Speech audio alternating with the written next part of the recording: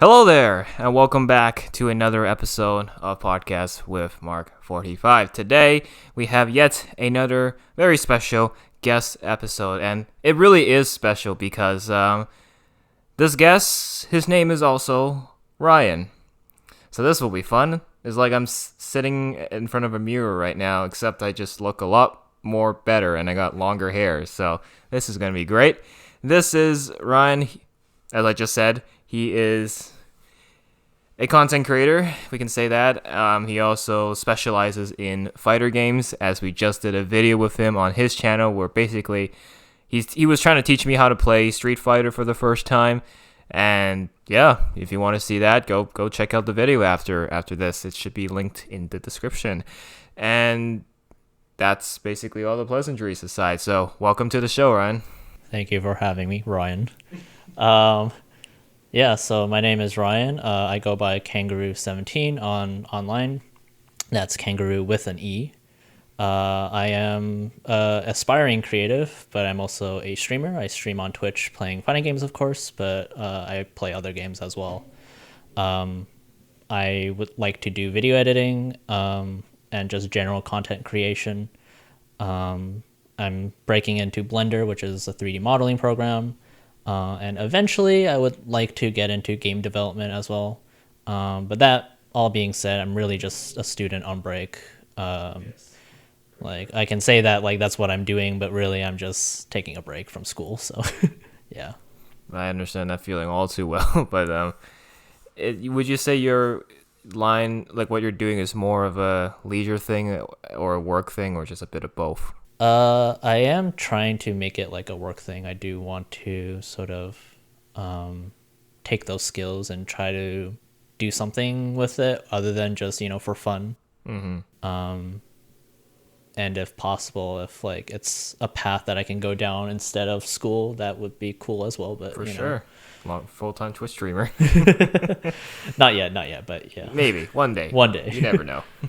So yeah, this interview is basically just the aftermath of the video that we've done with him. We've just come back fresh from playing the Street Fighter and plus several other fighting games, and we're just gonna get to know you a little better. And who knows, maybe other people listening and watching can take some inspiration from what you have to say. So Santos here has a document of questions, which I assume you have memorized because your phone's not out. It's a combination of questions. I think we're gonna take it slow. We're not gonna just bombard you like a 15-minute I mean, that's fine. Honestly, I can take it.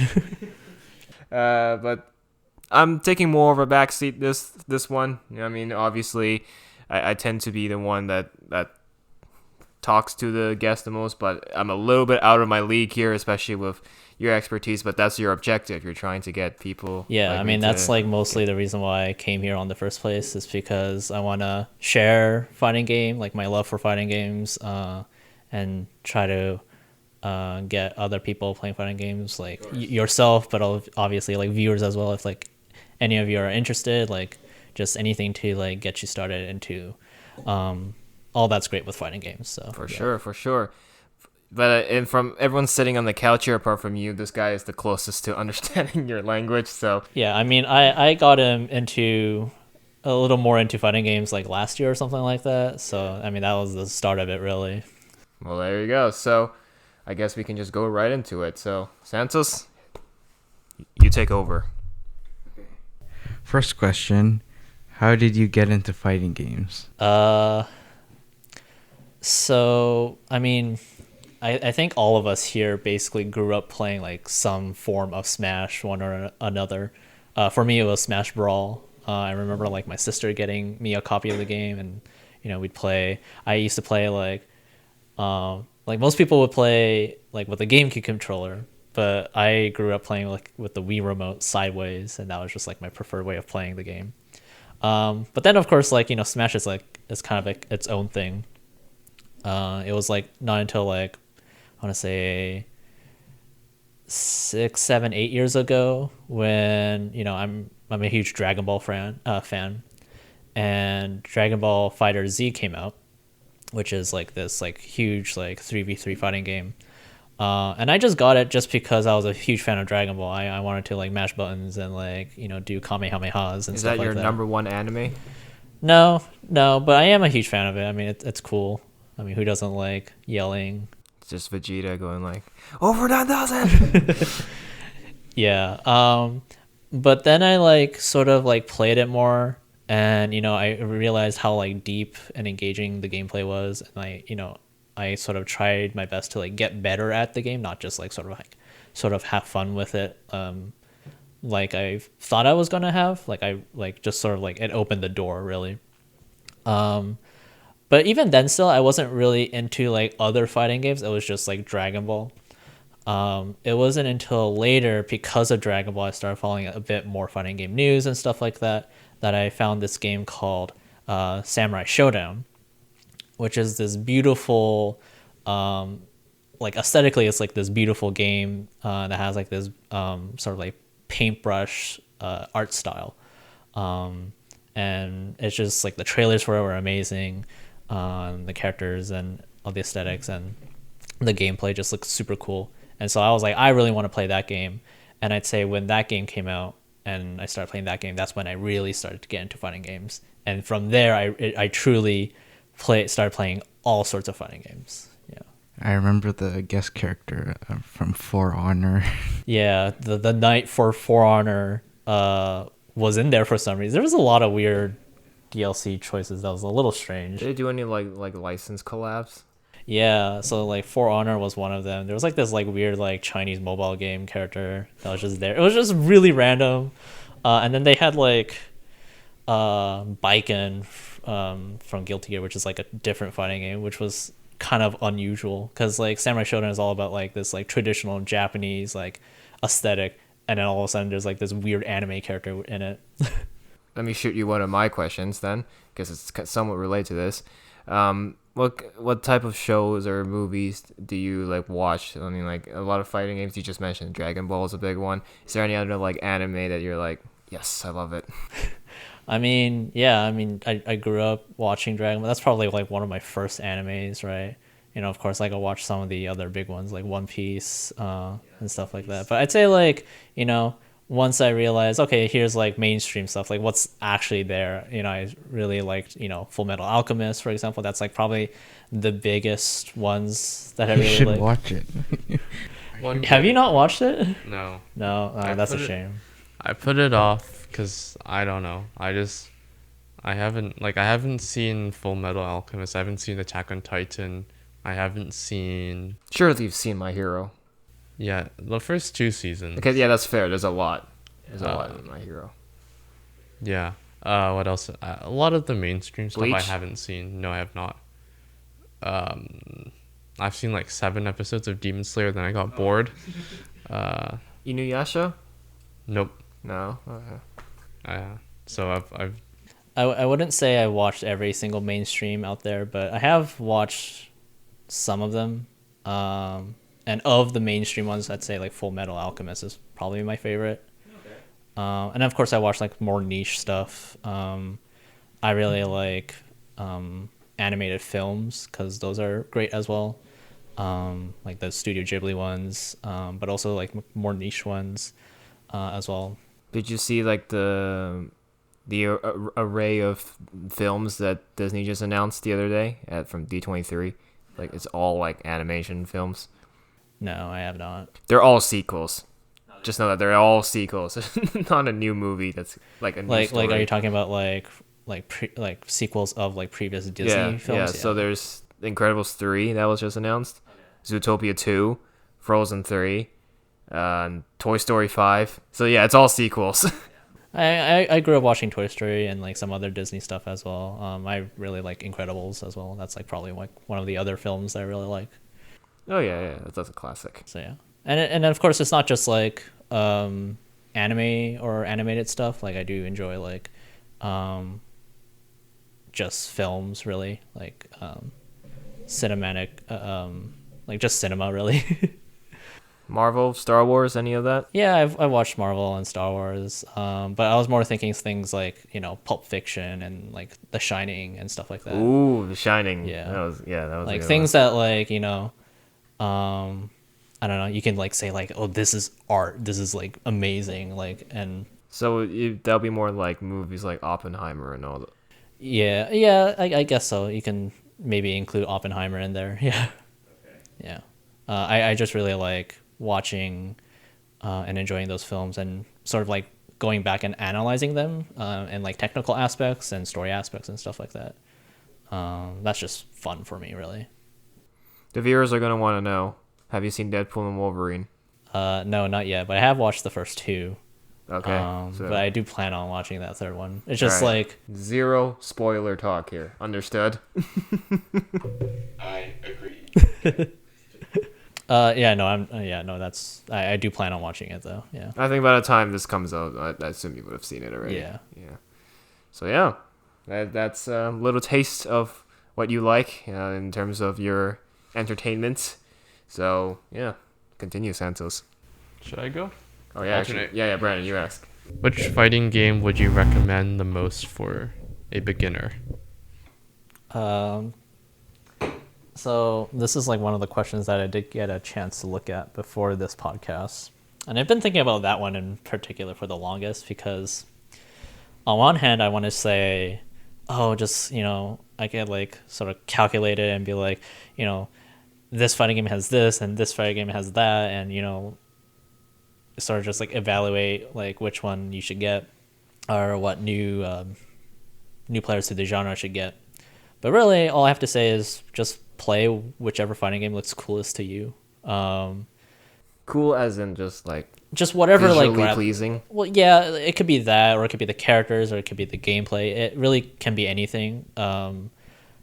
Just like any other video game, just play what looks exciting to you, and especially with fighting games, things like because it is a bit hard to get into as a new player, and so you need to really love the game if you want to sort of get past the hurdles of learning how to play it. Because if you don't, if you have no like stake in it whatsoever, then you're just gonna give up. But if you really like the character that you're playing, or if you really like the game, then you'll be able to sort of like put up with like some of the frustrating bits to like really get good at it. So yeah, I mean, like honestly, like I would probably say like just Google like fighting games, really, like, or like recent fighting games. Like there might even be a list somewhere. Just see like one of like the top big fighting. You could even go onto Steam, for example, and type in fighting games. And you can see like which big ones are out right now, which are on sale, and just like go through them, like look at like the videos and stuff like that, the images, and just pick whichever one looks coolest to you. The big ones right now are like Street Fighter 6, Tekken 8, Guilty Gear Strive, that's still going on, and there's definitely like some cool new ones coming out up on the horizon, which I'm personally looking forward to as well.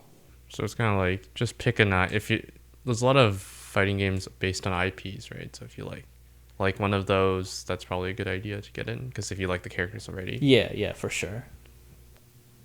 Like Marvel versus Capcom fighting game collection. Yeah, I'm actually curious on your take on that Marvel versus Capcom. Like what do I think of it? Yeah, just what do you think? I mean, it's cool. I mean, it's kind of weird when you really think about it. It's like, why is there a crossover between Marvel, which is like this comic book franchise, and then Capcom, this like video game like franchise of characters. And that comes because Capcom used to do games for Marvel. Like they used to make like X-Men and Children of the Atom, which was like an X-Men fighting game back in like the 80s and 90s, I forget. And then they just thought like, why not put Capcom characters in it? And then like it just kind of exploded from there. And that's cool, honestly. It's weird when you really think about it, but it's cool. And the gameplay is just totally whack. It's kind of fun to like watch gameplay of people who actually know how to play the game, because that's actually pretty fun to watch. It just seems out of the blue, like, but I guess it works. Yeah, it just works. And and people love it. There's such a huge cult following, and the fact that like the anniversary, or not anniversary, but the collection for those games being announced was like huge. So yeah. I can only imagine. Yeah. Actually, I'll ask you this at the end. I think this is a better question for the end after the barrage of questions. Why do people quit or are afraid of learning fighting games? Because people don't like losing. So it's ego. Yeah, I mean, so this is a common example, and I don't know if it's super true, but it feels true to me, so I'll say it here. Games like League and Overwatch are pretty popular, right?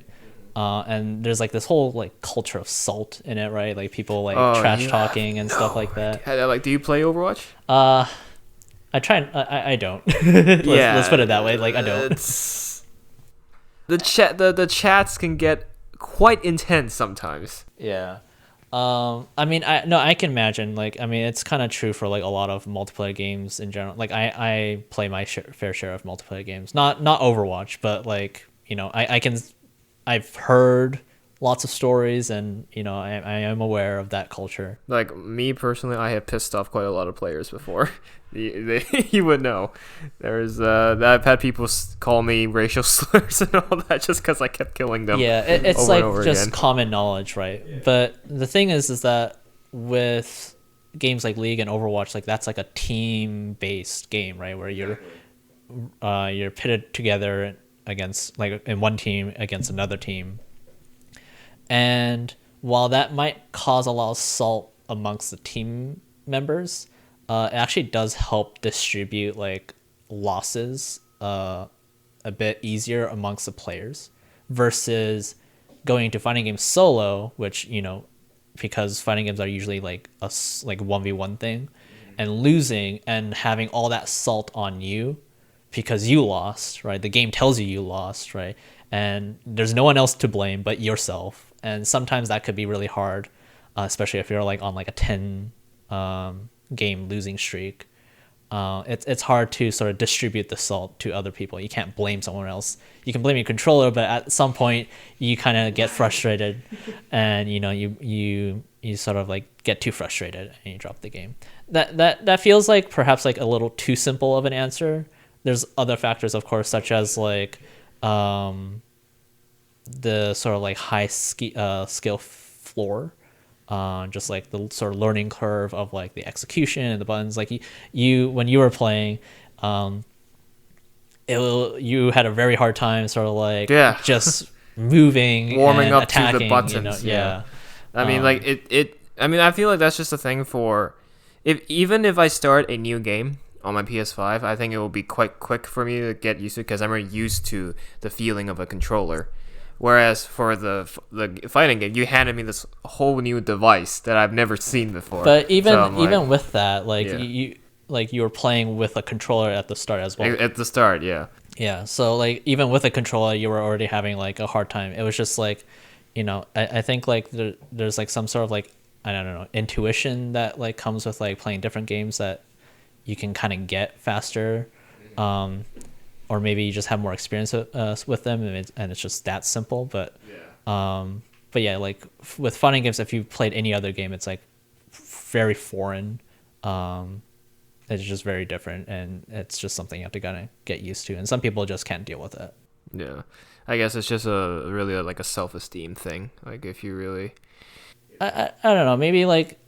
Part of it could be a self-esteem thing where like some players just like can't deal with it, but sometimes like people are just like, as much as I want to enjoy this game, I don't have the time to sort of put in the effort to get used to this game, so they just drop it, and for them it's just like, it's like I'd rather spend my time playing Elden Ring or something. So another question that I've came up with is like, Overwatch and all League is just, as you said, it's like team-based fighting style games. But what about games like Fortnite or PUBG, where it's like it's battle royale? It's Fortnite in particular because it's more than just battle royale now. There's 1v1s. It's all like you can technically count it as a fighting game itself. So my question is like, how does it differ from like the typical like fighting game, or does it even count as a fighting game? So the definition of what is a fighting game has been kind of talked about in our circles for a while, especially in like relations to like other games such as like you said like PUBG. It's like shouldn't this count as a fighting game? And then like that just opens a whole box, a can of worms.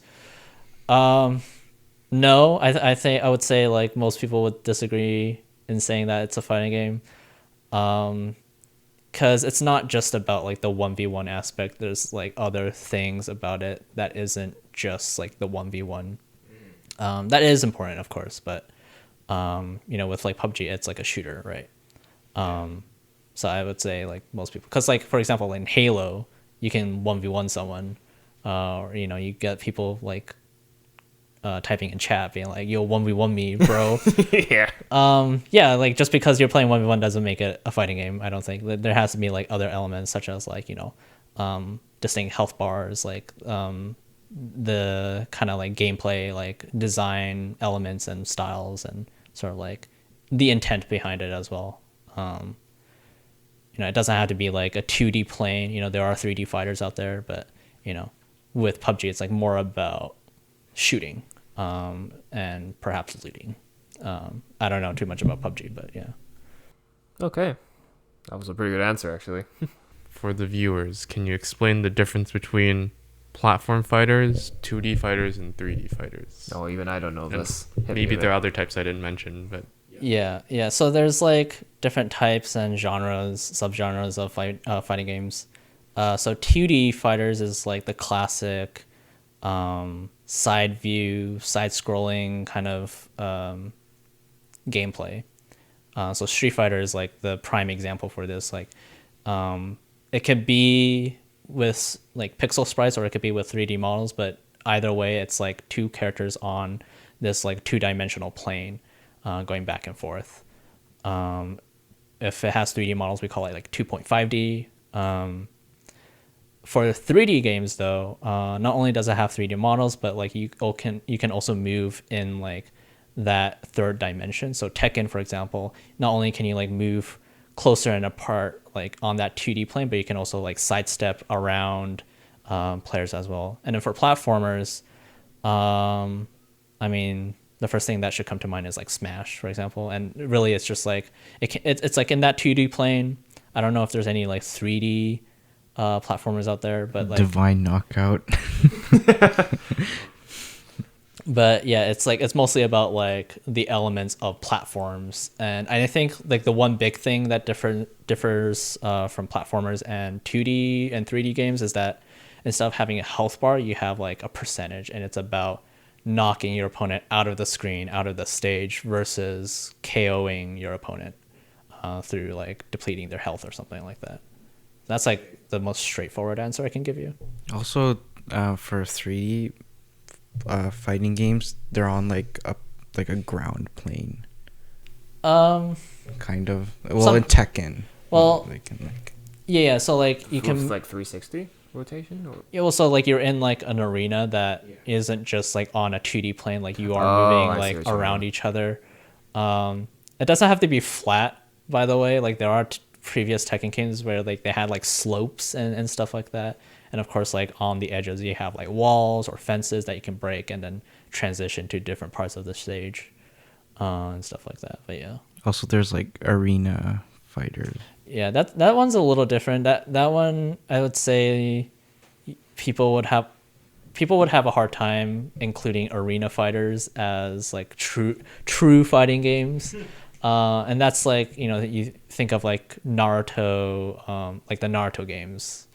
I think they're called Rising Storm or something like that. But basically it's like in 3D and you move in a 3D environment, but like the camera is sort of locked in like this third person perspective, rather than like the camera sort of splitting the view between like two characters. because you said like 3D is more like the arena type thing, right? Like, sorry, what was that? You said? Kind of. Okay, yeah. So 2D is just the camera's locked in on one side and it just goes left and right. Yeah. Okay. And 3D is the same. It's just that like the characters themselves can move in like a 3 dimension. But with arena, the camera is like locked to like one player. Like it's like I see. Oh, okay. Yeah. I get it now. like there's and with most arena fighters, it's like less emphasis on sort of like the versus play. It's more about like one player against like PvE. yeah, something like that, right? You're killing a bunch of enemies or whatever. What are your thoughts on free-to-play fighting games? They're good. I mean, they're cool. I mean, I think the idea of them, I can support, you know. I know that we're right now in the gaming space, we're at the point where we're kind of tired of free to play and like live service games, I think. Games as a service, or GAS as the acronym goes, which is I think is appropriate acronym. Because we're tired of like games coming out sort of like half baked, and then like we have to wait for updates for it to get better and stuff like that. But fighting games in particular have a very good advantage in that space where already it's about like, here's this game and we're just going to add more characters, you know. Back in the day when like a new version of Street Fighter came out, you know, you couldn't just download the characters. You had to buy a whole new copy of the game, which was full price. That's literally what COD is doing right now.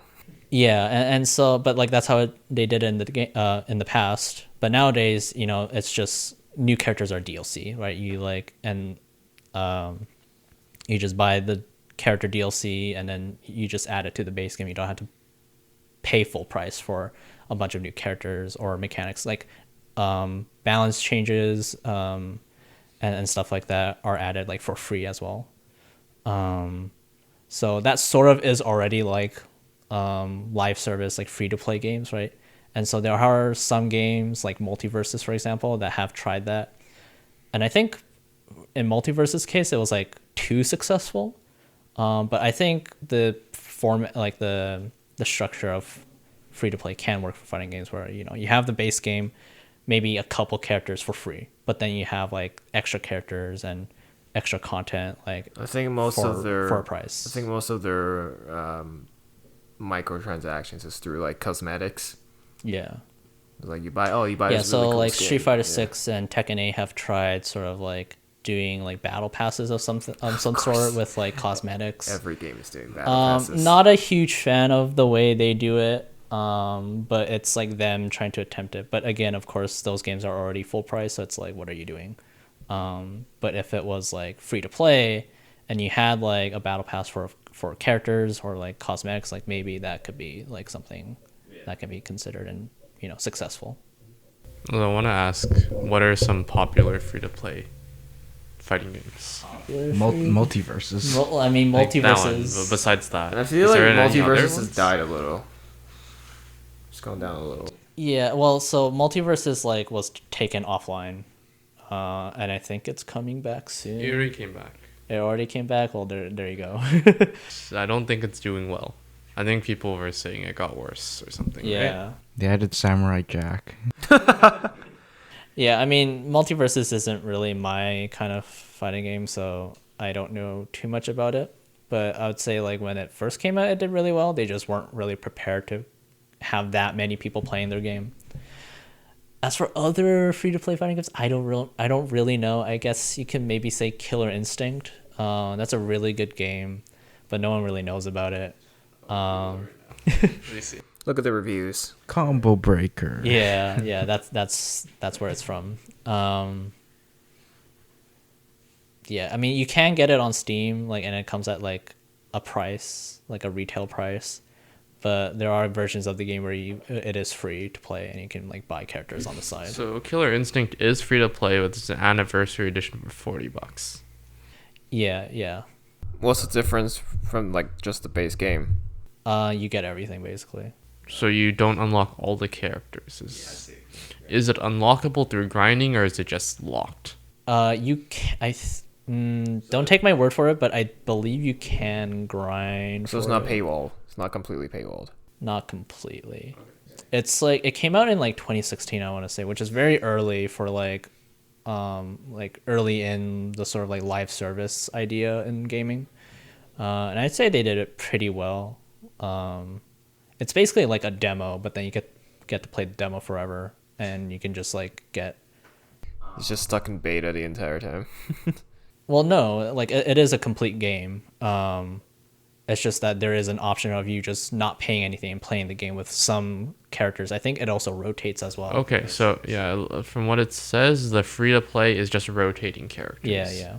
But if you want to like have a specific character like for good, you would have to pay for it. Or if you want more characters, you would pay for it and stuff like that. So yeah, there's another game that does that, which is Grand Blue. Oh yeah, I think I do remember the newest Grand Blue doing something like that. They have the free one, which I downloaded. I tried. It gives you 4 characters on a rotation. Yeah, and if you want the full game, then you can get everything. Yeah. No, I think like that way is a good like model. Yeah, you can be competitive, although you're really restricted with your character for choices. sure. We kind of went. I'll skip this one because we kind of talked about it in the other. Was about controllers. I mean, I can go over You can just it again. summarize it here. Summarize it. Yeah, so there's I'd say 3 main different types of controls. There's pad, which is like the regular like Xbox, PlayStation controller. You have arcade stick, which is basically takes like what you would play on an arcade cabinet and just put it in a little box. So buttons and joystick. Buttons and a joystick. And then there's leverless. So I have my leverless here, and it's basically just all buttons, so no stick. There are different advantages. So I didn't really go over advantages and disadvantages with these. I'd say like, arcade stick and leverless have like a comfort sort of advantage. Like it's like you have like this big box on your lap and you just like rest your hands on it versus like having like especially if you have like large hands playing on a controller and trying to like use the stick. If you're using like a lot of motion inputs, you might like get like sore thumbs and yeah, people say like they get like sore wrists as well from like playing on controller and stuff. There's specifics about sticks as well. So like there's like gates, so that like limits the movement of the stick, and like there's different shaped gates as well, so that determines like different advantages as well. It's like there's square and octagonal shaped gates. With leverless, so there was a controversy not too long ago where we talk about controversies all the time. Go for it. Yeah, there was a controversy not too long ago when like leverless controllers were becoming more popular, that people are calling them like cheat boxes or like cheat controllers, like you're cheating with them. And that's because like, with a stick, you have to like sort of like travel with your hand, or like if you're playing on the pad, like to use your thumb to travel like that stick, or your thumb to make those motions to like go back and forth and stuff like that. But with leverless, all you have to do is just press 2 buttons back and forth to like do the same thing, and it's like much faster. It's also a button, so you can press it faster than say like move it in one direction, right? And yeah, so there's like a huge thing about it, but I use it because it's most comfortable, really, and it is more precise once I got used to it. I felt more precise in like my ability to do things. So yeah, like there are like small disadvantages and advantages with each different type. But really at the end of the day, if you're a new player and looking into like controls and stuff like that, do I need spend like $200, $300 on like this arcade stick? No, you don't. You can just start with a pad. Lots of pro players go and do really well with pad. They've won tournaments with pad. They do just as well as arcade stick and leverless players as well. And modern fighting games these days are sort of built around controller as well. So you have like a lot of advantages there as well. So it really does matter. Just play what's comfortable. Don't try to like learn something new and you're just struggling to like do anything. Just stick what's comfortable and yeah, you're good. I know that the Brawlhalla scene for esports, they use like the actual keyboard. Yeah. So my leverless controller like costed like not even $100, but like some can like go for like $200 and $300. Some people like just don't bother and just use keyboard, and they sort of use like a pseudo leverless to like play their fighting games. So what should let's say someone watching right now is wanting to buy a leverless, like what's your recommendation? Try playing on keyboard first and try to like set it up like a leverless controller and see if you like it, see if that's comfortable. And then if you feel like that's like working for you, then like maybe look into something cheap like $100. Like controls nowadays are like fairly cheap. You can get them fairly cheap. They're widely available. And the great thing about like sticks is that like there's like a huge like community around making custom sticks. For example, you don't have to buy them. You can buy the parts and put them in whatever you want. People have put them in shoe boxes and Whoa. drilled out the chassis of like an Xbox 360 and put their buttons in there. There's like a whole like community who someone made a body pillow fight stick Brandon, where they had a huge body pillow. you need to get that. And they would have buttons on one side and a stick on the other. And yeah, so yeah, I mean, people use all sorts of things for controllers in fighting games, and do weird things in tournaments. No, this is perfect for you, Brandon. No, okay, no. I don't agree with that. All right, Alright, next question. move on.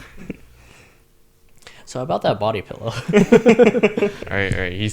He was the one who thought something was a body pillow when it was not. It just became a running joke since. All right, go on. What are the different archetypes in fighting games? There's a lot of them. There's a lot, yeah. I mean, the main ones are like rushdown and zoner. So rushdown is like trying to like rushing down on your opponent, getting in their face, and basically doing your thing to prevent them from doing their thing. One of the best tips is like the best defense is best offense, right? And it's true in fighting games.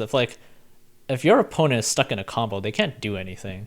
Like no matter like what sort of bullshit they have up their sleeves, right? If they're just too busy getting hit, then like you're A-okay, right? So rushdown, there are characters of course that are good for rushdown, but you can even take like non-rushdown characters and just play them rushdown and scare the hell out of them.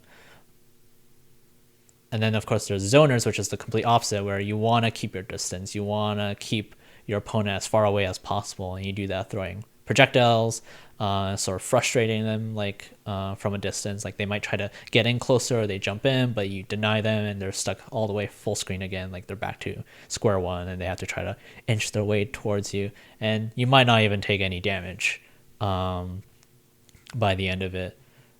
And some people, and I'd say like zoners are like the most frustrating for like new players. Like people are like, stop like shooting me, stop like There's also like grapplers.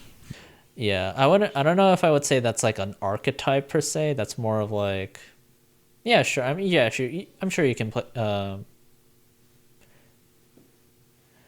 Yeah, you can. Yeah, sorry, I'm just like mixing up my terms, but yeah, you can call grapplers an archetype. Yeah, and that's just like kind of like rushdown, except like instead of just hitting them a bunch, you're grabbing them a bunch and doing big damage. Like big examples like Zangief, who like does like spinning pile drivers on you and stuff. I was playing Grand Blue with Brandon, the newest game, and there's this character, like you kind of like control two characters at the same time. So that would be a puppet character. So there are characters and those are like really complicated to use, but it's basically you're controlling two characters at once, and you're like sending out a puppet of some sort. I think you can swap to the puppet and take control. Maybe there's a character like that, but it's mostly just like you send out like a minion or a puppet, and then like you can attack from a distance and stuff. Because if the puppet is like AI, like a bot or something. No, you control the puppet. That's yeah, why exactly. it's called puppet, yeah. Okay, yeah. So yeah, they have that in Dead by Daylight as well. There's like some killers that they spawn minions or like soldiers, and then you can swap to them and control them instead. It's complicated. It's a bit hard to, especially if you're like a first time player. It's really difficult to alternate between, because you're chasing down 4 survivors, so it can get very frustrating. But I think in the fighter games case, it might be easier because it's just like more combat based. That Dead by Daylight example makes me think in Halo Infinite there's an equipment where you can like leave like a portal. And you can go off, do your own thing, and then like it's hard to use, of course, but like if you like play it right, you can like teleport back to that portal to like sort of juke out your opponents and stuff like that. Basically, yeah. So like Splitgate. Yeah, Splitgate is basically Halo but with portals. Yeah, that game didn't last long. That's great, but yeah. How long does it take in general for you to learn a character? How long does it take to master it? And how do you think like beginners would compare? Or how long would beginners take? I mean, you asked that last part of the question, but really it depends on the player and your skill level. To learn the character, I'm sure like it'll not take long to like go through its move list and maybe look at a couple videos of like, you know, how do I play this character? But to really like even start being adept at it will probably take, I want to say like a couple sessions. For example, I started streaming Street Fighter 6 not too long ago, like a month ago or something. On where? Sorry? On where? On twitch.tv/kangaroo17. There you go. And yeah, I've only been playing for a month, and I've been trying out a new character, Akuma, and I'm only now starting to get used to his like movement and buttons and his movement and like his movement, his buttons, his attacks, and sort of like how to play him. So you can imagine like how much longer it might take for someone who's like newer to fighting games to get a handle on their character, and of course like people who are pros, they kind of learn how to play that character and more much faster. To master it, of course, is like, I mean, it takes forever, really.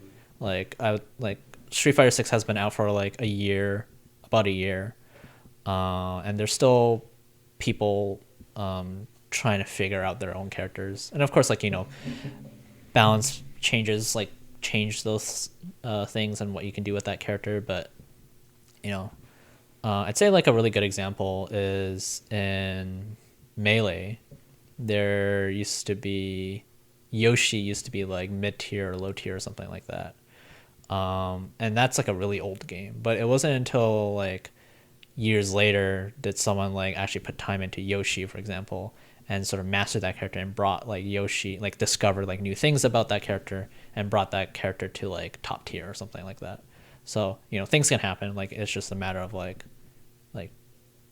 you can say that you mastered it, but really like it really takes forever and even if that's not true, it takes way longer than you would think. Like years is like the time scale we're talking about here. So that's like masked fully understanding the character. Yeah. And of course, like with pro players, it's different. They can say that they've mastered the character like in a month, but yeah. So even if you're good, it's still at least a month, probably. So let's say like for me, if I want to pick one character, I want to get pretty good at that character. Pretty good with that character. If you keep it up, I'd say you can do it in a month for sure. I'd say like, you know, 3 months is a bit more realistic. But yeah, but if you're dedicated enough, you can do it within a month, or even like within like days, really, if you just like really like grind out that character. Yeah, for sure. Again, it depends on your dedication, how much time you put into it, like how skilled you are and stuff like that. It really does vary. It can take days, weeks, months, for anything. But with enough practice, like it shouldn't be too difficult. I mean, that's one thing I can say is that like the time you put into your character is not wasted. Yeah. It's like, even if like you come out of like a 1 hour training session and you feel like you've learned nothing, like that still is like sort of like baked into your brain and like your muscle memory. You go to sleep and come back the next day, and I'm sure like that'll like the neuron pathways will be like hardened.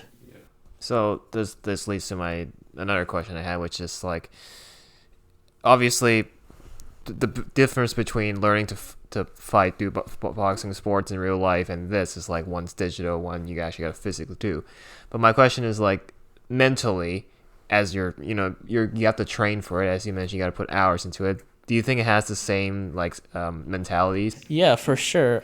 People have definitely made that real life versus video game fighting comparison, and there's a lot of similarities there for sure, especially with because they're both about fighting. There's some parallels. For example, like this idea of like using like for example Street Fighter using like quick short jabs, right, versus like long heavier punches, right? And that's sort of the same in like fighting as well. Like you want to change it up between like your quick jabs and like your big crosses and your big swings and uppercuts and stuff like that. Spacing is also a big thing, in both things, right? There's definitely parallels with real life and video game fighting. But I'd say like even more accurate example is like learning an instrument, right? Let's say you're learning a guitar, right? Like there is there's like a dexterity requirement, right? There you have to learn how to move your fingers in a certain way, and it's going to feel weird because it's nothing like you've ever done before. But you have to practice it, and it does take time. Like if you try to practice, if you try to learn the violin, that's going to take you like months to sort of even like play a nice sounding sound. And same thing with fighting games as well, where it's going to take you a while to like feel comfortable moving a character in that way. And learning a character, and of course, like just like with violin or any other instrument, it's going to take you years to really master it. Okay, which fighting game or franchise do you think has the most longevity? That's a hard question, and only because it's like such a big question. But I don't know, like Street Fighter. Like, It's an obvious answer. How about something a little bit more niche you think actually has potential? I would say like Guilty Gear. I know like Guilty Gear is like kind of bigger now, but like it used to not be very big. It used to be very niche. And it's still kind of niche, honestly, but like now I think a lot more people know about Guilty Gear than before Strive came out. So I'd say like Guilty Gear has now joined the ranks of like Street Fighter and Tekken and Mortal Kombat and stuff like that. It's a hard question because it's like I mean I don't know, I can't predict the future. Like I was just like, maybe we could like, you have like some sort of niche fighters you really like and you think has like promise, I guess. I really like the King of Fighters series. That's like I love the characters and the gameplay, and the art and animation and the music, just everything about it really. Is it considered mainstream or is it still niche? It is very niche. It's very popular in like Latino communities. It was never huge in America because in America it was all Street Fighter, but lots of like Mexicans and Latinos like play that game religiously, and it's huge in those communities. So I hope that one day it becomes like super mainstream in the West, but like not at the moment. Okay, it's very interesting. Also, viewers, go check that out. Oh yeah, go play King of Fighters. I was gonna say, yeah, go check it out. Link will be in the description. Okay, my next The game. I don't know. If I To the Steam page. If I can, find a Steam page for it or something. Michael, this was like a debate that I had, I think last year. We had a little gaming course at my school, and we had this debate where it's like, with fighting games especially. Sorry, so you had a gaming course? What sort of course was this? I'm not gonna say it on camera, but yeah, it was a gaming course. Okay. It was basically about the level of violence, and I see. so I think I know where this is going. yeah, so we have fighting games like Smash and Multiverse. It's very cartoony, very friendly, no blood, no gore, and that. And on the other end of the spectrum, you have Mortal Kombat, where you have blood flying everywhere, guts going out. Like, I'm curious on your stand because I have seen online criticism as well. It's like people are like, this is morally not right. But then at the same time, you have like so many other games, like shooter games, where you're still killing people. Like, I'm curious on your take at where is that fine line, especially with like what type of fighting games like you're playing. I wouldn't assume that really affects you, but it's like just your thoughts on it. Let me start by saying that the whole like violent video games make violent kids is bullshit. This was back in like the 90s, I believe, or early 2000s, where and it's the reason why we have the ESRB rating system actually, is that violent video games make like are infecting children's brains. The only game I'd say that kind of did that was GTA. Yeah, there's sure, some kids but who try to steal cars. And there stuff. have been studies that show no correlation between like the violence in video games and any violence in children. It's just not part of reality to say that like one affects the other there. So with that being said, I already like the rest of like that question kind of falls apart because it's like what do you think about like violence in like fighting games? It's like I don't know, like personally I don't like Mortal Kombat. I just think it's kind of ugly. I'm not even talking about like the gore. I just think like aesthetically I just don't find Mortal Kombat appealing. And it's just like not really kind of my game. But at the same time, like I wouldn't say like, you know, the gore in it is terrible or like, you know, violence is terrible, you know, because even though it has realistic graphics, I don't know, it's still cartoonish the way that like, you know, Scorpion like fucking rips like someone's spine out of their body and stuff like that. It's just like it's especially like these like latest Mortal Kombat games, like they just go way over the top because they're coming up with like, okay, how do we mutilate a person's body in the most fantastical way, like, and then it's like, you know, like 50 hours in like the drawing board. So yeah, I mean, but regardless, like I think like my perspective is that like violent video games does not create violence in children, and that goes for like fighting games as well. It's like it's just it doesn't really, playing Mortal Kombat doesn't make you want to like rip someone's spine out. For sure. Kids go like that. Kids look at that and they go, "Oh, that's so cool," or "That's so gory," but like they don't then go think, "Oh, I need to go rip someone's spine out." You know, if your kid actually has that sort of like thought, then you know there's something wrong with your kid. But you know, right? Like a good person doesn't look at that and then get inspired to do it, right? I think there is like a argument for like exposure to violence and being like desensitized to it. I think there is like a legit talk about that. But in terms of like infecting or like degrading children's brains with Mortal Kombat, like I think it's kind of baseless, really. I saw your hand twitching. I was like, you're gonna want to press it. I want to press it. Why are combo trials not a good way to learn the fundamentals of fighting games? Because combos are just one part of the fundamentals in fighting games. I mean, it's just that so in my tutorial for you guys about fighting games, right? Combos was like the very last thing I kind of like went over. Even then, it wasn't very much. Most of it was about like know how to move, know how to press buttons, right? And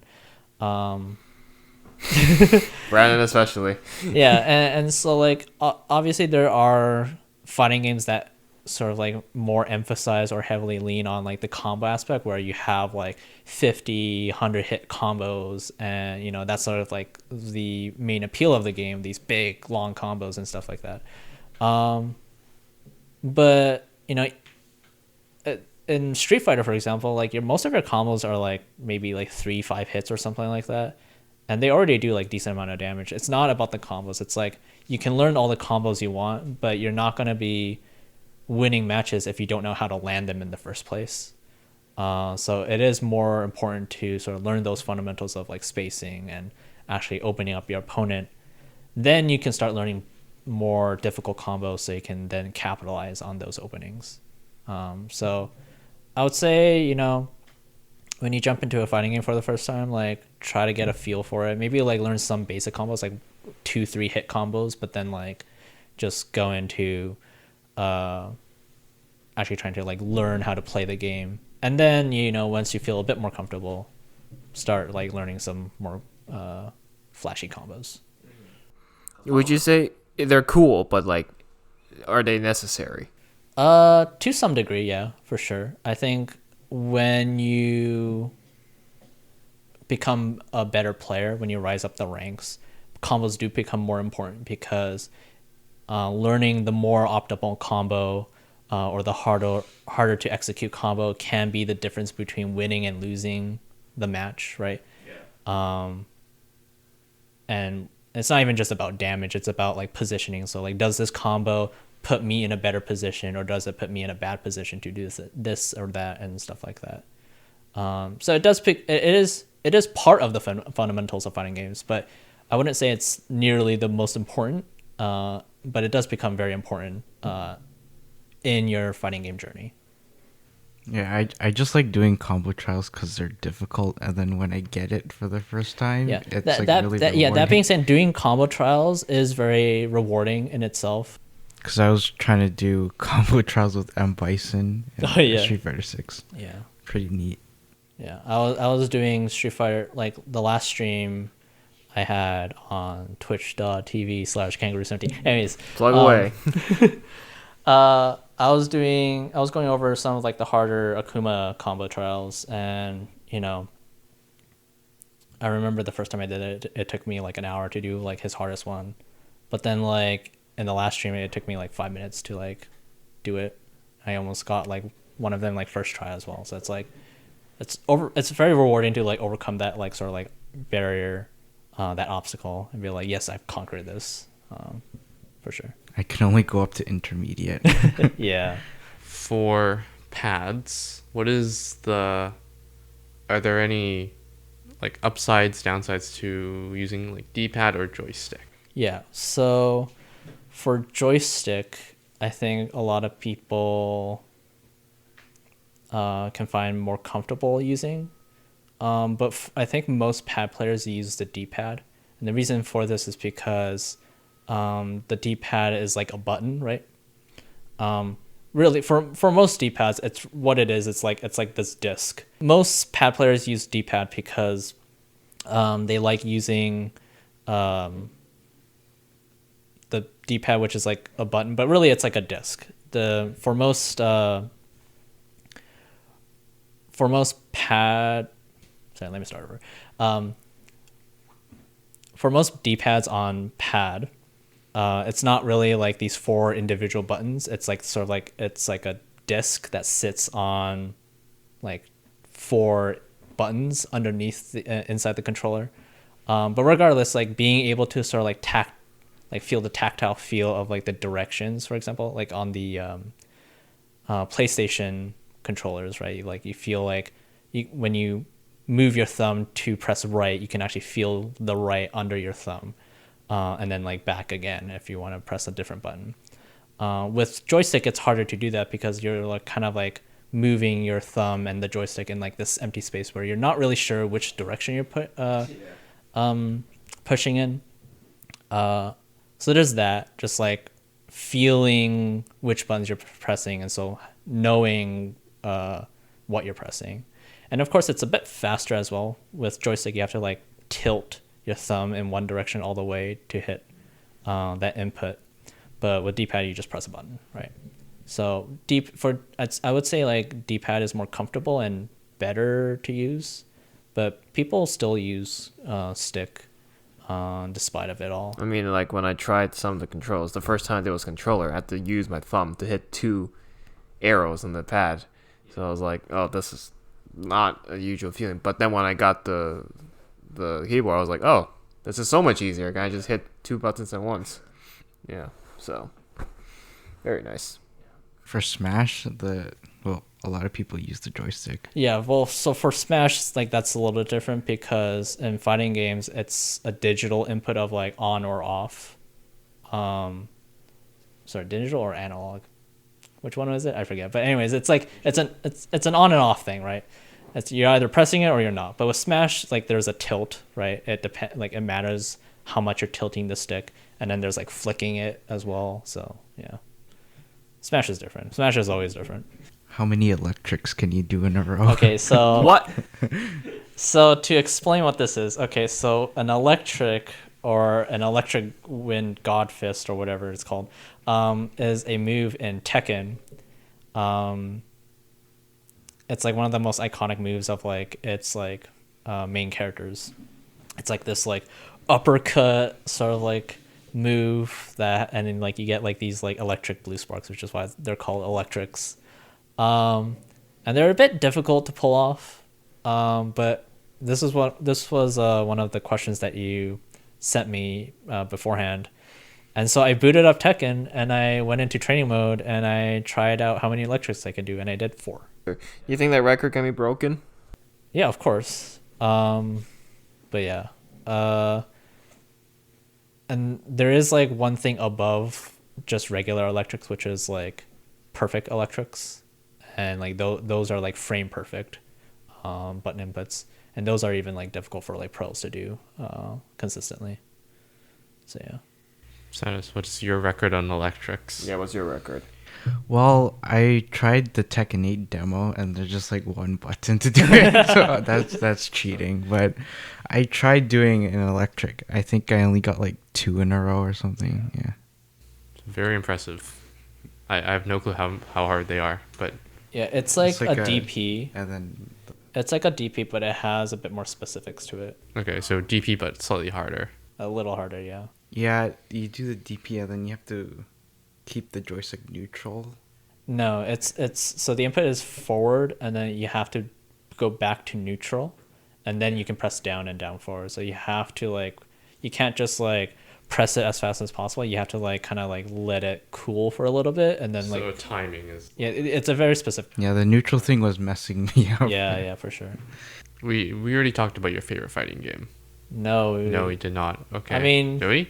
not really. Okay. No. Let's talk about your favorite fighting game. Okay, so I mentioned that one of my first fighting games was Samurai Showdown. That's probably like a contender for my favorite fighting game. Just again, like the visuals, the aesthetics, the characters, and the gameplay.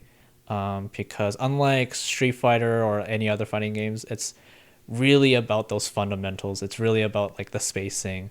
And unlike having to rely on combos, Samurai Showdown is all about like landing a single hit, and doing big damage. Like a single like heavy attack can do like 50% of your health, and a super is basically like a one hit KO. And so it's all about like this like tense moment between two players trying to like psych each other out, trying to like open each other up. There's like this really cool video which I might show later, but it's basically just 2 players in Sam Show, and they just sit there and they wait the entire like 60 seconds of the round, and then like on the last second they both attack at the same time, hoping to like get the first hit in before timer runs out. So you have like moments like that for sure. And then I'd say like the other one is called Garo, Mark of the Wolves. So it's an SNK. It's another SNK fighting game. Sam Show is also a SNK fighting game. And it's a bit more like Street Fighter. And I just really like it for its pixel art and animations. SNK has always had really good pixel art and animations. The gameplay is really nice. The characters are really likable as well. It's just like a really nice fighting game, honestly, just to play. Wait, what does SNK stand for? Do we go over this? So SNK is a game company, corporation. The SNK stands for like something like Shin Nihon something. I don't know. So it's a company. It's a company, yeah. And they make fighting games mostly. And they almost went bankrupt. Yeah, they went bankrupt twice, essentially. They were basically competing with like Capcom for like Street Fighter and stuff like that, and Capcom like sort of like didn't go all in on Street Fighter. They like did other stuff like Devil May Cry and Resident Evil, and so they were able to stay afloat when they transitioned into like the 2000s. But SNK kind of stuck with it with fighting games, and they like went bankrupt. And then they made KOF 13 with like all the high def sprites and art and animations, and each character took like $1 million to make. Is that why they went bankrupt? And they went bankrupt like a second time.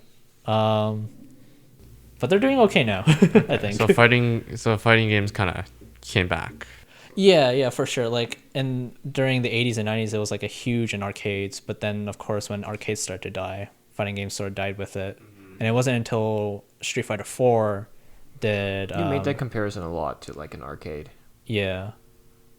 Sorry? Like you typically say like fighting games, the origin is like usually from an arcade. Yeah. I mean, there's all the like most of the culture of fighting games come from like those arcade days for sure. I mean, considering one of the controllers has a based on arcade, so it makes sense, right? Yeah, there's nothing about the arcade stick that's like really advantageous. It's just comfortable for people who grew up in the arcades. But yeah, and then Street Fighter 4 came out, and then like it sort of revived the fighting game genre again. And I think now fighting games are doing pretty good for themselves. That's good. Yeah. So now is the best time to get into fighting games. I agree. What's your favorite fighting game soundtrack or song? Ooh. I was gonna ask this question. All right. It's a really hard question. There's like you could probably say that there's like almost like a sub community of just fighting game soundtracks, because fighting games, just the nature of what they are, like they produce some of like the best soundtracks out there. What's still usual genre, like rock or metal?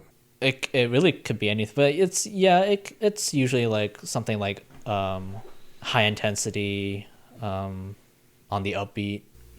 You never hear like jazz playing, calming jazz. There is jazz, like SNK. So I'm gonna have to mention this, but like SNK puts out like some of the best fighting game soundtracks during like the 80s and 90s, especially with like the King of Fighters. They had a specific, so they would have like the in-game soundtrack, which was like using like in-game hardware to create the sounds, but they would also recreate them and record them in like with a band or an orchestra, and sell that as separately as a like sort of like a CD.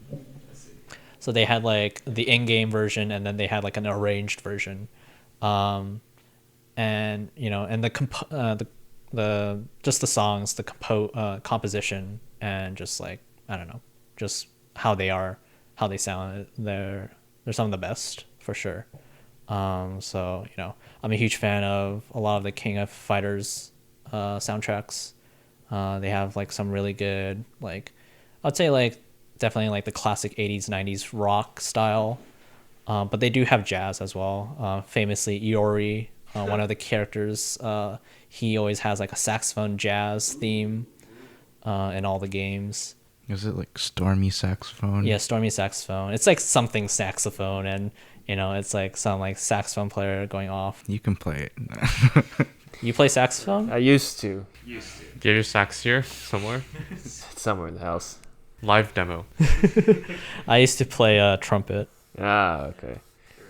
I feel like because Rocket League is really good with using what songs to put into the game, especially for like if it's that fast paced.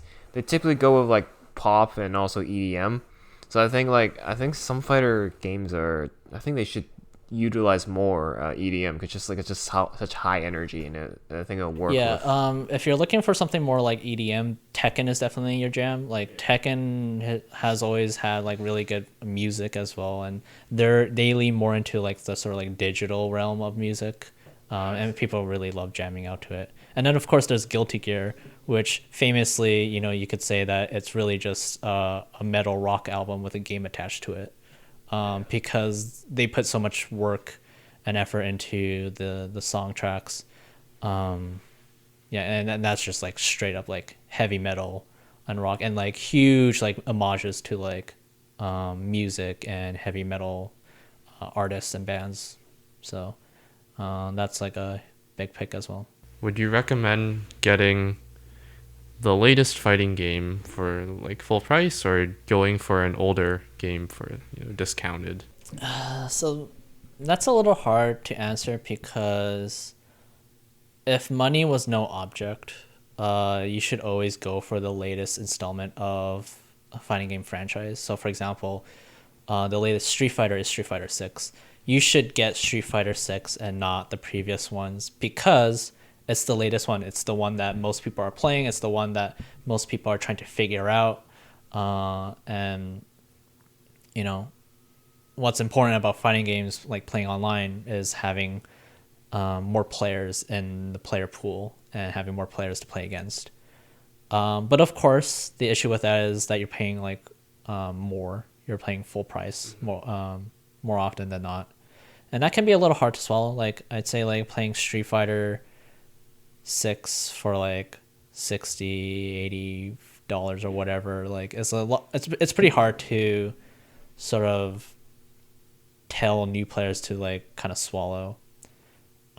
Which is why free to play fighting games are cool. I think it's a great way to get players playing the game without having to fork over so much money. But if you can handle that, and if you really are interested in that fighting game, you should definitely go for the newest installment for sure.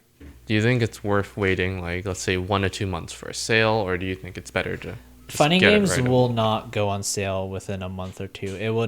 It takes at least like half a year or a year before they go on sale. For example, Street Fighter 6 did not go on sale until like a few months ago or something like that. So how long was it? Let's say 6 months or a year. Is it worth waiting that extra year for the discount, or do you think just get it at launch? I mean, it depends on how badly you want to play it for sure. But if you're like, I'm fine not playing it, then yeah, for sure you can wait for that discount. Yeah. There's also a chance that like if you wait long enough that they'll like release a like new version of the game that is cheaper but has like all the characters so like far a or something bundle. like that. Yeah, some sort of like bundle. But that's like years into the game's Okay, life, so that's quite late. yeah. So it's gonna be like halfway or almost done the game's lifespan Yeah, for at that sure. point. Yeah. So it'll be more expensive, but it'll be more expensive to like jump into it straight away, but you are playing it right away, and that is pretty valuable in fighting games. Okay, and then one more thing is like, let's say I see Street Fighter 4 for like, how much is Street Fighter 4 going for? Like $20? I don't know. It's hella cheap though. Well, let's say it's like for $5. Do you think that's worth jumping in? Is there like enough Yeah, players? I mean for sure. Like so I say you should always go for the newest one, but at the same time like the retro fighting games and like the old fighting games are such a treat because they're all different. Like they all have like their own unique mechanics and stuff like that, and their own like rosters. And it's also just nice going back to like the older fighting games as well, just seeing like the cool art and sounds. Yeah, I mean like like if you're interested in those older fighting games, you should definitely pick it up and try playing them, because every fighting game has its own like niche little like community.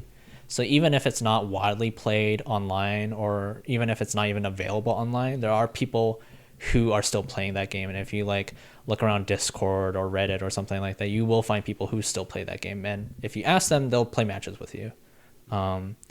So yeah, like even like the original like Street Fighter 2, like people still play that pro, for example. Like yeah.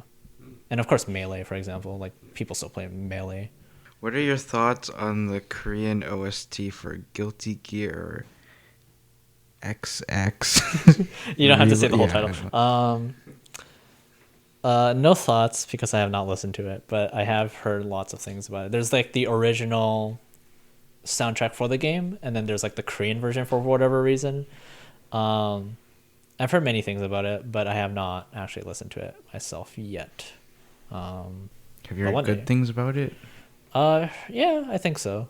As someone getting into fighting games, would you recommend them to focus on one character they like, or maybe pick like a few?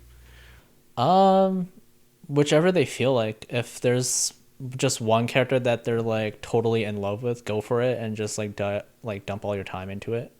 But if you don't like that character, or there's multiple characters that you're interested in, try them all out. Like, you know, nothing's really stopping you from trying those out, except time, really, I guess. But like, I think there's something rewarding about grinding just one character and getting good with it, but also at the same time dabbling in different characters and trying to find which one you like as well.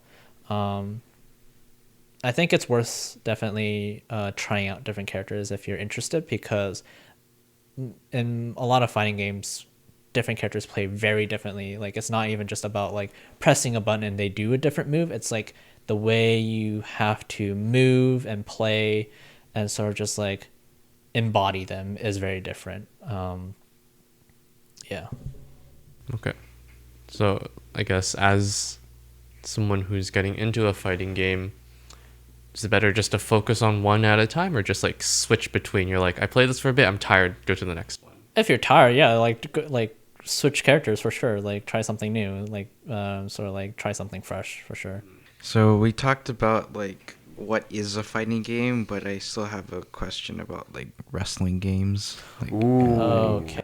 Like boxing simulator. So things like wrestling, MMA, boxing, you'll see like games like that. Like things that you'll see often like made by like Is there like a WWE game? yeah, there is. Yeah. Like those sorts of games, like I'd say we would kind of put them in a separate category from like games like Street Fighter and Tekken.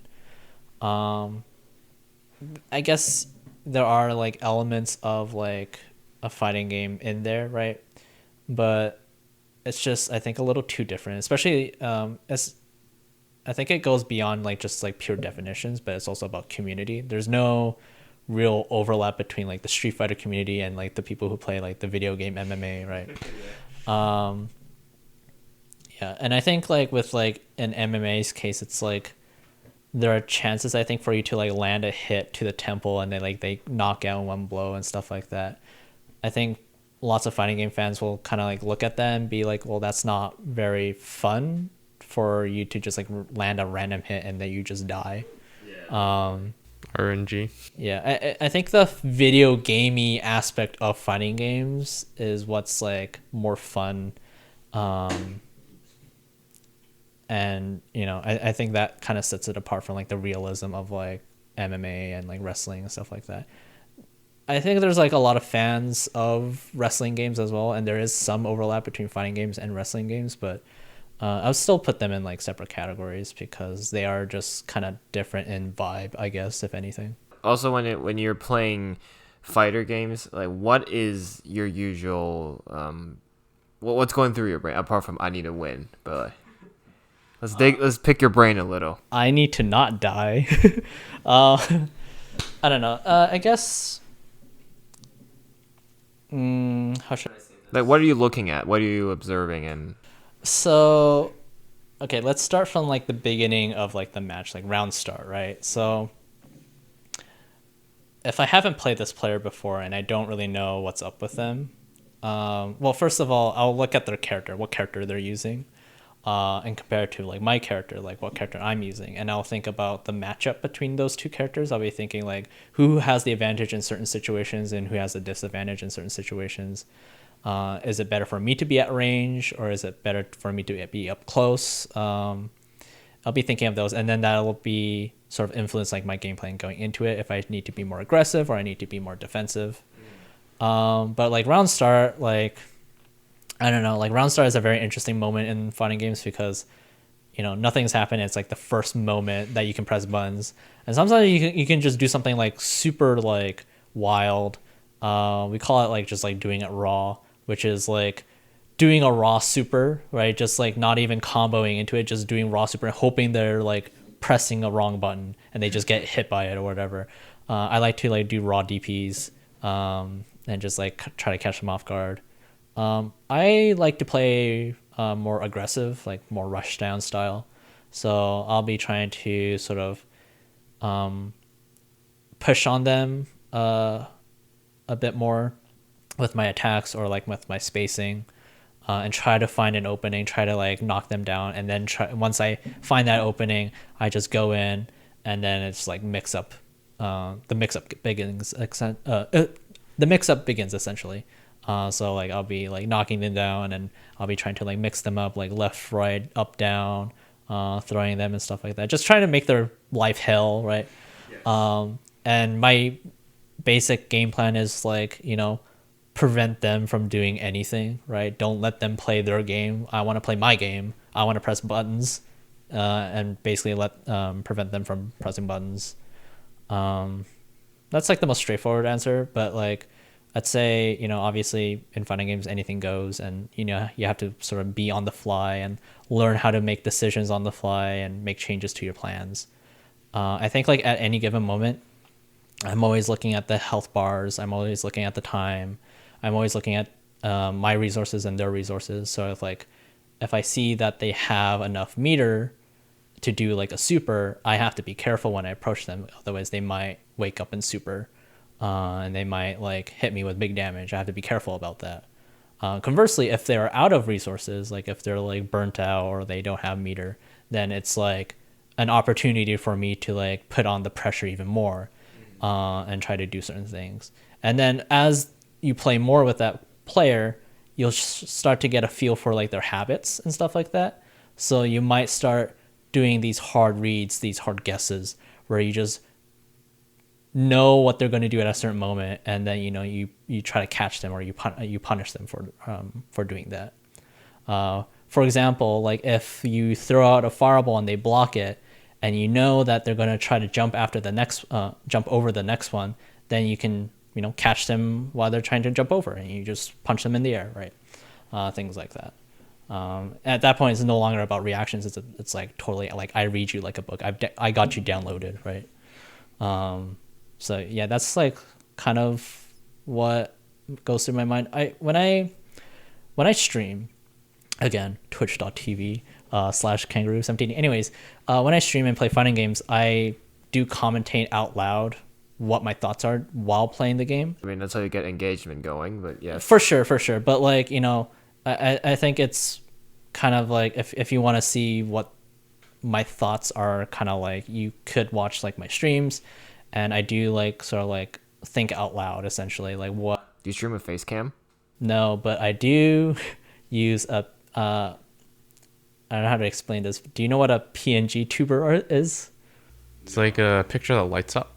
Kind of. So you have VTubers, which is like this like 3D model that like tracks like your movements, right? So it's not that, but it's basically just an image. The Bongo Cat meme? Oh. Yeah, so instead of bongos, it's a fight stick. It's the leverless controller. And it's just like an image of Bongo Cat just pressing buttons on the screen. So I don't have a face cam, but I do have that. So that's why you need to commentate, like all the more reason you gotta for sure. Go. Otherwise, people are just watching gameplay. For sure. But I mean, part of it is for engagement, but for really what I'm thinking about with that is just like the reason why I do that is because I want people to understand like why I'm doing certain things.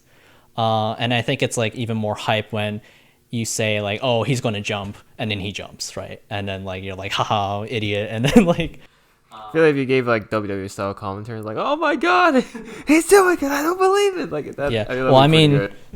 I mean, as a side note, like in fighting game tournaments and stuff like that, you have like some really great commentators, and those are just as hype as the plays are happening. I guess a question to follow that up is like, have you ever considered doing esports or just in the way more competitive field? Not tournaments? esports, like going into a league or anything like that. But I have participated in, so there are things called locals. So the thing about the fighting game community is that it's like this whole like grassroots thing, where it's just the people who love the game sort of coming together and playing games with each other.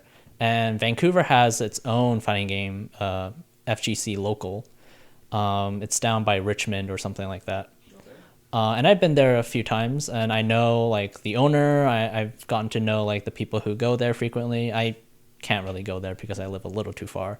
But and it's been a while since I've last gone, but you know, when I do go there, it's like this really nice place to just like meet people who like fighting games, and you play with each other and you share tech with each other and compete against each other. Like they have like tournaments, like mini tournaments essentially, and you compete with each other essentially. And I have gone to those before, and I would like to go again sometime soon. And then of course there's like bigger tournaments. The biggest fighting game tournament in the world, Evo, happened like a month ago. And that's still like, it's like owned by Sony now and like some other people, but it did start from like grassroots. It had like grassroots origins, where people just, it was all about these people in California, like these kids in California, kind of arguing online, being like, no, I'm the best Street Fighter player. No, I'm the best Street Fighter player. So it's like, okay, well, let's find out who's the best Street Fighter player. And they got together and they started this thing called Evo. Well, it used to be called Battle for the Bay, but then it became Evo, and it became like, it grew and grew in size, and eventually it became like the biggest fighting game tournament. And it might not be the biggest prize pool for any game, but it's the one with the most prestige, because literally anybody can enter the tournament. But in the end, it's the best who survives at the end of that bracket, who goes on to main stage and wins. Then you can say that you're the best, right? There's like a lot of prestige, because it's not like you have to go through qualifiers, or like, it's an invitational where you get pros, right? Pros enter it, and obviously they most likely win because they're good at the game, but literally anybody can win. Like I think the last Evo had like thousands of entrants for Street Fighter. Like it had like over 1,000, like 500 or something like that. I don't remember the numbers exactly, but it's like lots of people showed up for Evo and for different games, and Street Fighter was like one of the biggest for sure. Yeah. So like the prize pool is like something like 1 million or 1 million plus or something like that. And then of course, like I think like winner gets like half the pool, and then it's like split amongst like the top 6 or 8 players or something like that. But of course that's like top 6, 8 out of what, like 1,500 people, right? So, but I mean, like that's like what's kind of cool about it, is that like amongst all these people, where anyone can join, like you can become the best. And there have been stories where, this nobody comes out of nowhere and he just demolishes everyone, right? Sounds literally like an anime story. Yeah. So speaking of that, so there is this Pakistani Tekken player. So Pakistan is like this, people think of it as like this like backwards nation in the Middle East or whatever, right? But Pakistan has like this sort of unknown Tekken community where they're really good at the game. And, at one day, like this guy named Arslan Ash came to Japan to participate in a Tekken tournament. And he almost didn't make it because he had issues with visa, and like they couldn't let him in the country. He didn't have money to like feed himself and stuff like that. And in an interview, he did say like, or I think like his associate like had said that like he was like telling him like, I want to give up, I want to just go home, like I can't take this anymore. But then he like convinced him to like keep going. And I think he in that tournament he arrived a little too late, so he lost the first, like he had to forfeit the first match, and so he was sent to losers bracket. And when you're sent to losers bracket, you have to play way many more matches to sort of get into like the top 6 and 8. Just as a way to like recuperate missing out the first. Yeah, match, because right? when you're in the winner's side of the bracket and you've never lost a match, right? You have to play less people because, there's more people in losers bracket, because as you knock people into losers bracket, there's people coming in, and there's now more people to fight against, if that sort of makes sense, right? So yeah, it's like half the people in losers bracket in the first round, and then like 3/4 in the second round, kind of. And then it kind of like that. It's like you basically have like another chance, right? But like as you knock out people in the losers bracket, more people come in from the winners bracket. So as soon as you lose, you go instantly to the losers bracket. Okay. But yeah, we call it like losers bracket hell, for example. But So he had to play more matches, which he did, and he fought his way up to the top. he fought away all the way through and like never lost, and like people start to take notice. He was like, whoa, there's like this Pakistani player, right? And like this player from Pakistan, right? And you know, they started to like live stream his matches, they started to commentate his matches, and people are taking notice of this really good player. And then eventually he gets to the top, and then he wins, right?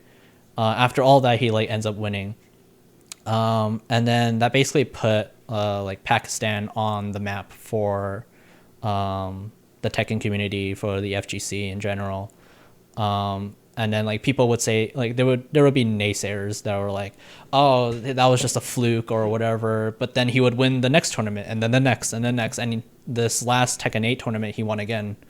So like he's definitely solidified his place at the top, right? So that first tournament, the first loss was because he's late. I think so. Yeah, I think he had to forfeit that match because he was late. And yeah, like in Tekken, the dominating community is the Koreans. Like the Koreans are really great Shock. at talking at Tekken, and they were dominating before Arslan Ash showed up.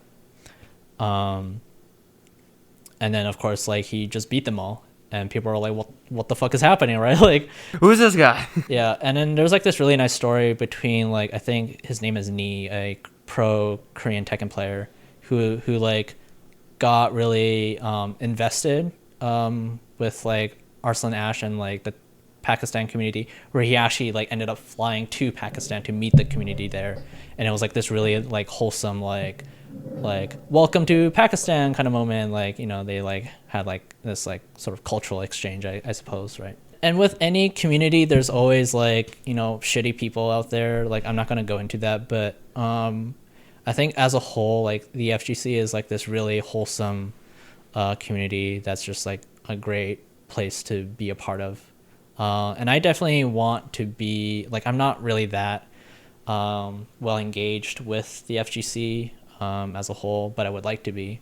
So that's like sort of like my goal is to like visit my locals more and like sort of try to be part of like the wider FGC in general. It's not really a question, but maybe explain how fighting games tell its story or its lore. Oh, Yeah. there you go. We were just on the topic of stories. So, I mean, there's like the obvious, which is like if you play like the single player arcade ladder. So like if you go into like, it'll be labeled as like arcade or story or whatever. You just like pick a character and you just play through a bunch of CPUs. At the end, there might be a boss character or something, and you beat him, and then you get like an ending. You get a cutscene, and you know, that's kind of it. That's how it was in the arcades. That's kind of still how it is now. I mean, some fighting games have tried to do like expansive like story modes, right? To middling successes. But that's basically it. You just like, you know, you get it like a cutscene at the end, and that's kind of like all the story you get. Maybe you'll find some in like a magazine or in the game manual or something like that, back when those were still a thing. But that was kind of it. But really, the main part where you'll get story is just by playing the game, because I think this is like something that's really cool about fighting games, is that the story is already like baked into the character, like just like from their gameplay. For example, like the difference between Ken and Ryu, like so at the very beginning they were just color swaps of each other, but as the games sort of like progress, like there are more differences between the two, and you can really see it in like the latest edition, Street Fighter 6, where you can kind of see where they're at in terms of like their character arcs and story, where, you know, you see the way, like even just like the way they kind of stand and do their like idle animation, like the way that Ryu just kind of like bobs up and down, like has like this stoic impression. Like you can tell that this man has been like training in the mountains for like all his life, you know, doing the same punch and kick and a Hadoken, right?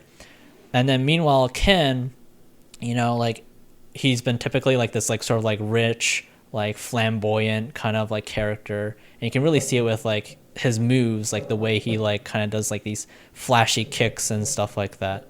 But then recently in Street Fighter 6, he kind of became a hobo for many reasons, and like you can also kind of see that in his design, like his clothes, and like just like the way he looks. And then of course there is character interaction. So like before a match, for example, characters might have like a little banter between each other. Like for example, like every character will have like their default like match intro where they come in and they go, "I'm ready," or something like that.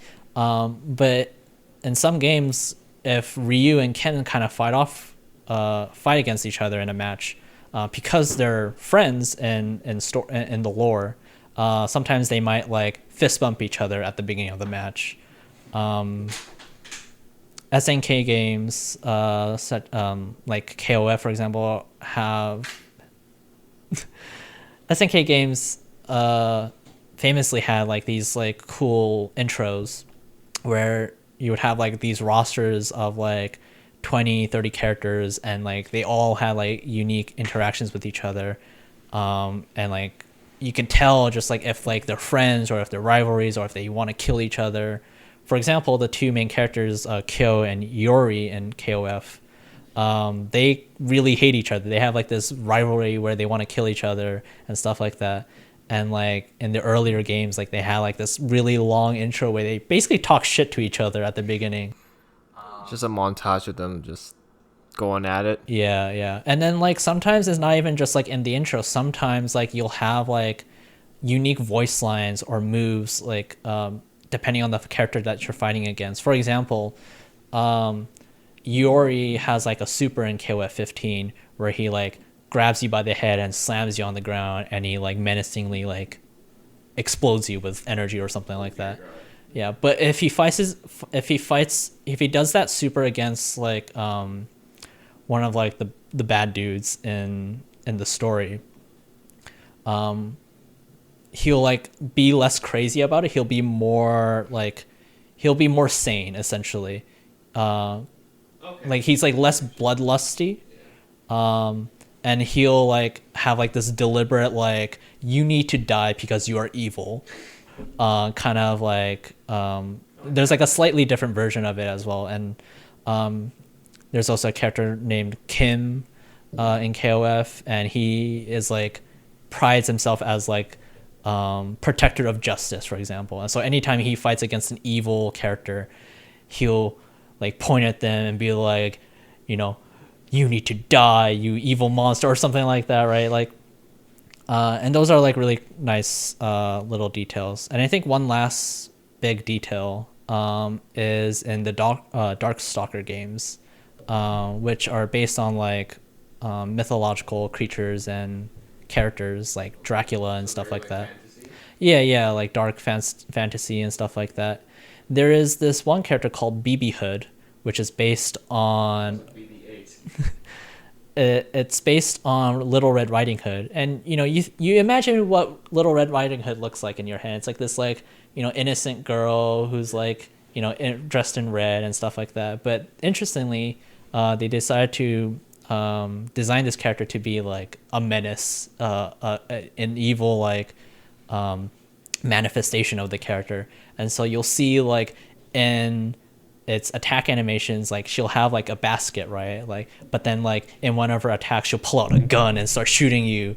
And then like, yeah.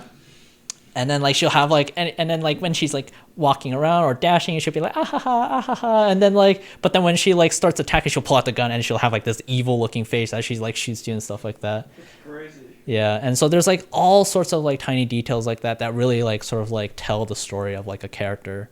Or even like over time, like in different like games and iterations, like you can see like how the character grows and stuff like that. And then there's just Guilty Gear Strive with the whole movie. Yeah, and then there's Guilty Gear Strive, which their story mode is just like a movie of like a 2-hour movie of something. it's basically like a visual novel where you just press A to like skip next to the next dialogue.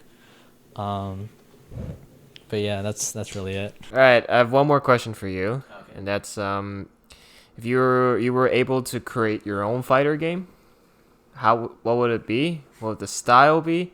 And maybe you might want, if you wanted to include a story in it, what would it be about? So that's a really interesting question because I spent a long time thinking about. And it's kind of the reason why I want to get into game development is because I want to make my own fighting game. And I thought a long time about what I want that to look like. And honestly, I'm not comfortable sharing my ideas right now. Mainly because they're not like super together at the moment. But you have something. I have stuff written down. I have like sort of like ideated on characters and story, on gameplay stuff, just like everything about it. I think all I'll say is that like at the moment it's very ambitious. Do you see that as a possibility that you can do in the future? I would like to say that I can do it in the future. It's not like triple A like open world thing, but like it is quite a bit of work, and I know that like even just one fighting game character takes a long time in development. But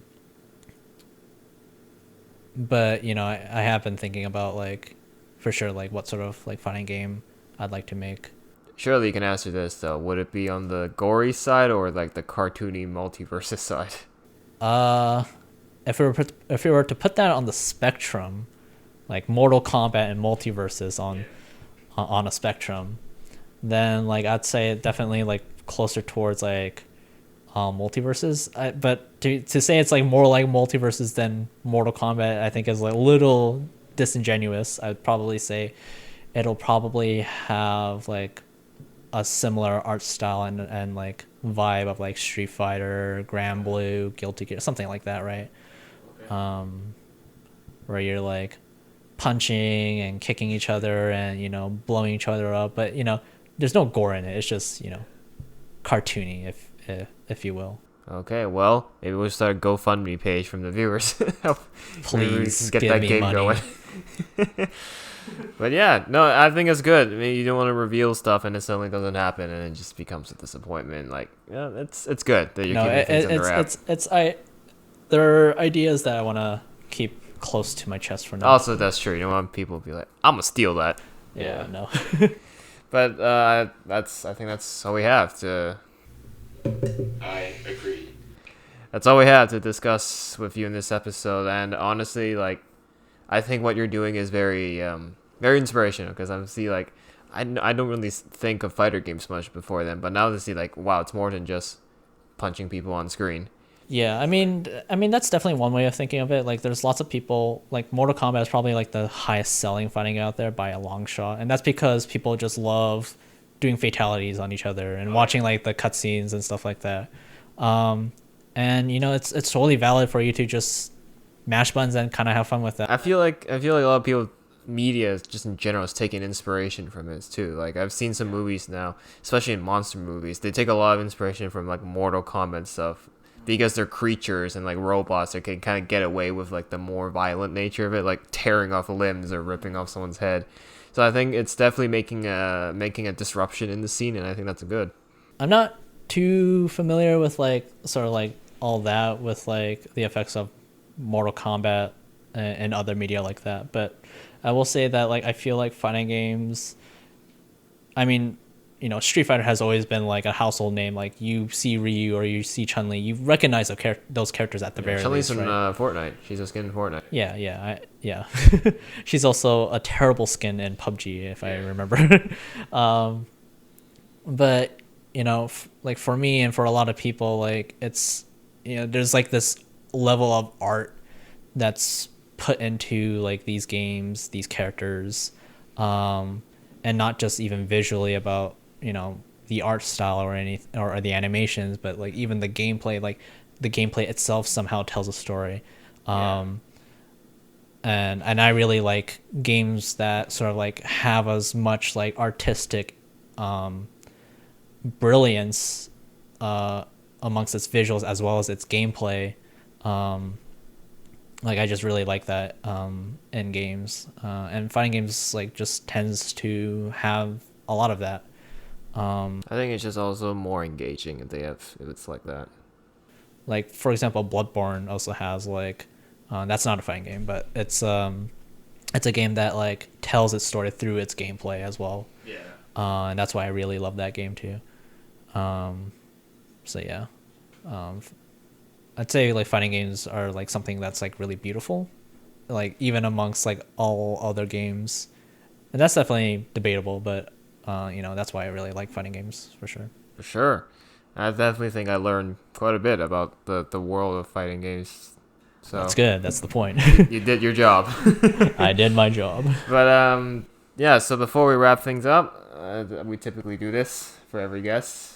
Any final words you want to say to him, Brandon? I guess we'll go with you first. I enjoyed today, and also playing.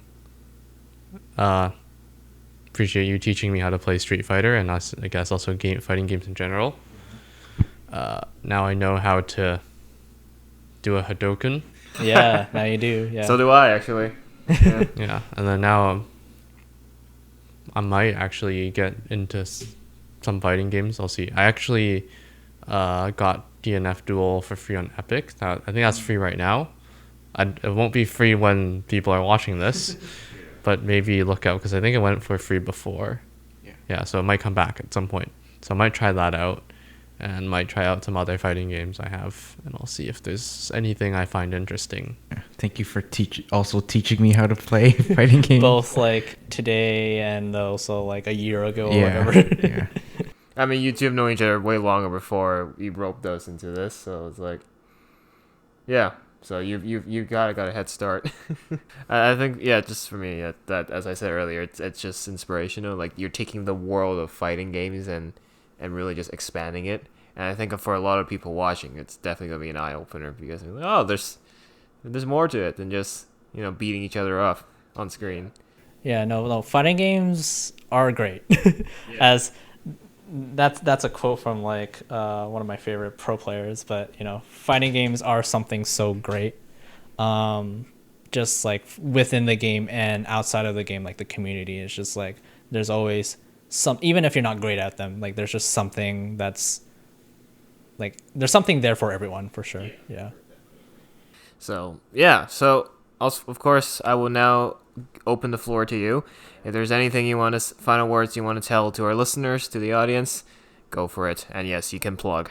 Yeah, I can plug. So I'm sure I know I haven't said this at all, but please go watch my streams at twitch.tv/kangaroo17. I go by kangaroo17 basically everywhere on the internet. So that's same for my Twitch, my Twitter, my YouTube. I don't know what else I'm forgetting, but basically anything. If I use it, then it's kangaroo17. Any socials? Like Instagram or any of that? Not Instagram, but just Twitter, really. Yeah, I mean those are my socials. I will also plug my girlfriend's Twitter account. She draws, so she's an artist and she draws all sorts of stuff, including fighting game characters. So go follow her at Okami Heart, but the O is a 0, but it's Okami Heart. Go follow her for some cool art. She also posts on like Reddit and stuff like that as well. But yeah, I mean I stream. I try to stream as much as possible. So come watch me if you want to watch me play fighting games. I love trying to teach fighting games to people. It's why I'm here. But I also play other games as well. I play like co-op games with my girlfriend. I play other games. I'm thinking of starting a Chrono Trigger playthrough.